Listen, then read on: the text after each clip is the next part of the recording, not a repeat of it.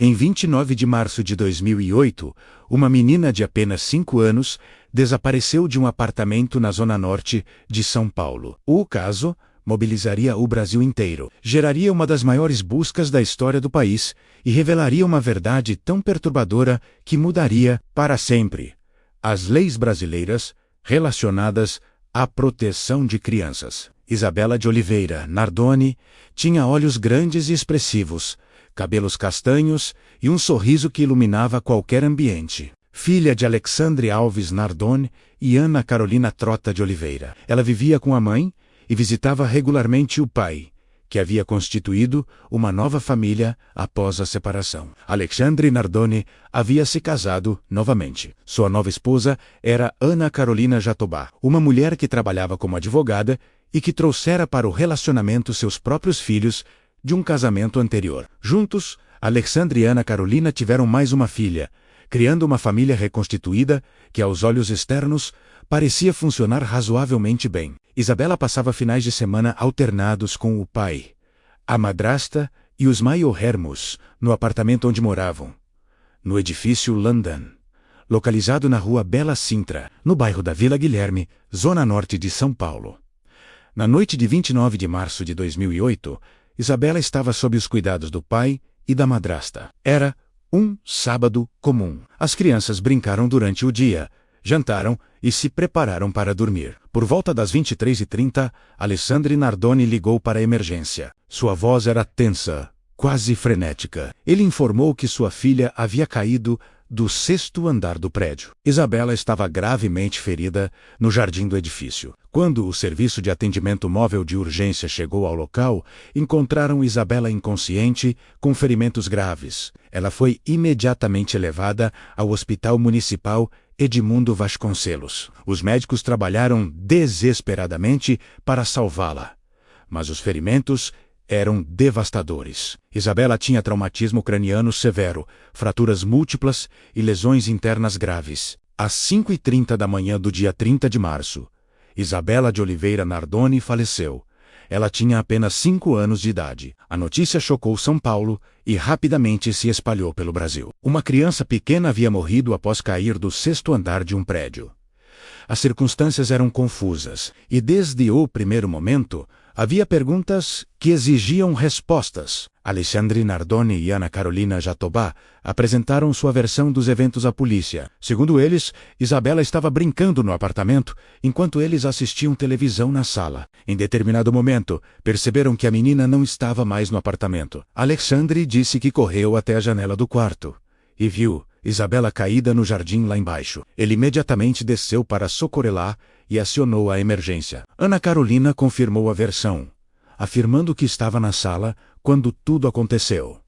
A história parecia plausível à primeira vista. Acidentes domésticos com crianças são, infelizmente, relativamente comuns. No entanto, os investigadores que chegaram ao local começaram imediatamente a identificar inconsistências. A janela do quarto de onde Isabela supostamente caiu estava protegida por uma tela de proteção. Para que a menina pudesse ter caído, seria necessário que a tela tivesse sido rompida. E, de fato, quando os peritos examinaram a janela, encontraram a tela rasgada.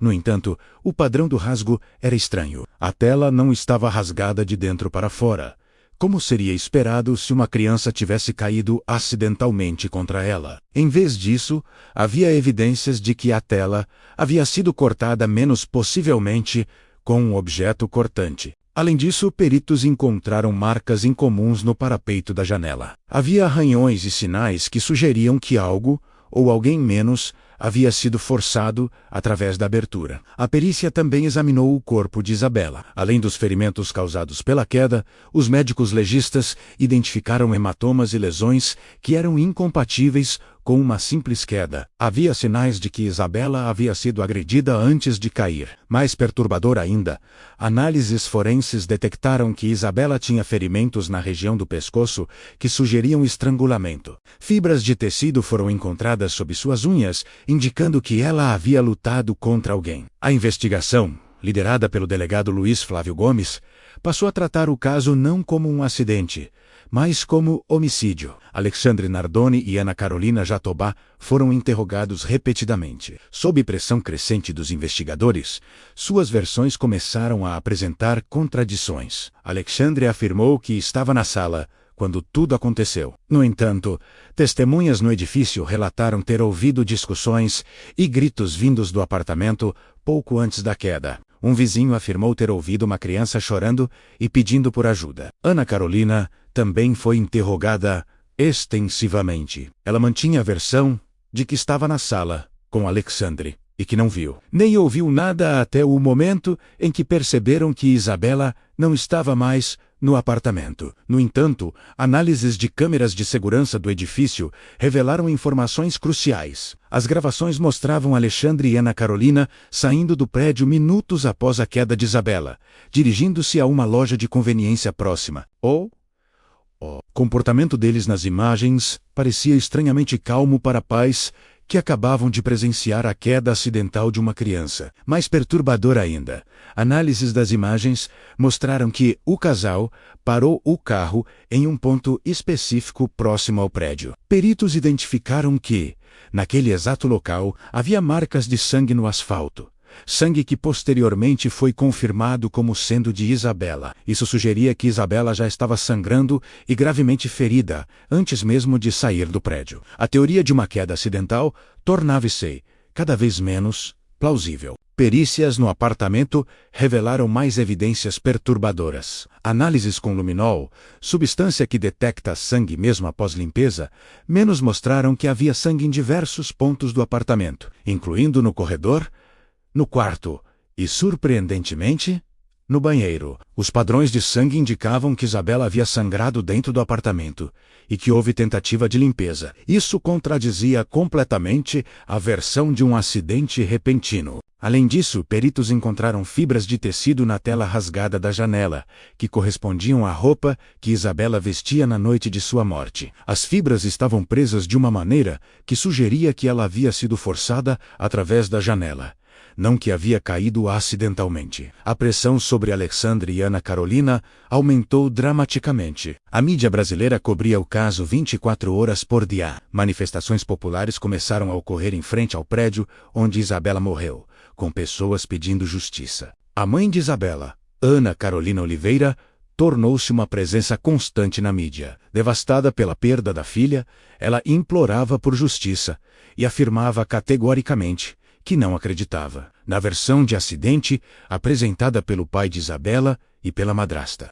Quanto isso, especialistas em comportamento analisavam as aparições públicas de Alexandre e Ana Carolina. Psicólogos forenses apontaram para sinais de dissimulação em suas linguagens corporais e em suas declarações públicas. No dia 5 de abril de 2008, apenas uma semana após a morte de Isabela, a polícia apresentou à justiça um pedido de prisão temporária de Alexandre Nardoni e Ana Carolina Jatobá. O pedido foi deferido, e em uma operação que foi transmitida ao vivo pela televisão brasileira, Alexandre e Ana Carolina foram presos. As imagens da prisão chocaram o país. Alexandre tentou resistir. Havia tumulto, câmeras por todos os lados. A sociedade brasileira assistia ao vivo, ao desenrolar de uma das investigações criminais mais impactantes da história recente do país. Após a pris, o subinterrogatório mais intenso, surgiram novas informações. Investigadores descobriram que o relacionamento entre Isabela e Ana Carolina era marcado por tensões. Testemunhas relataram que Ana Carolina frequentemente demonstrava ciúmes da atenção que Alexandre dedicava à filha. Havia relatos de que Isabela, em conversas com a mãe biológica, havia mencionado que a madrasta a tratava com frieza. Outros testemunhos indicavam que Ana Carolina via Isabela como uma intrusa que perturbava a dinâmica de sua nova família. Os investigadores começaram a construir uma teoria sobre o que realmente aconteceu. Naquela noite fatídica de 29 de março de 2008, o que realmente ocorreu dentro daquele apartamento? Por que uma criança de 5 anos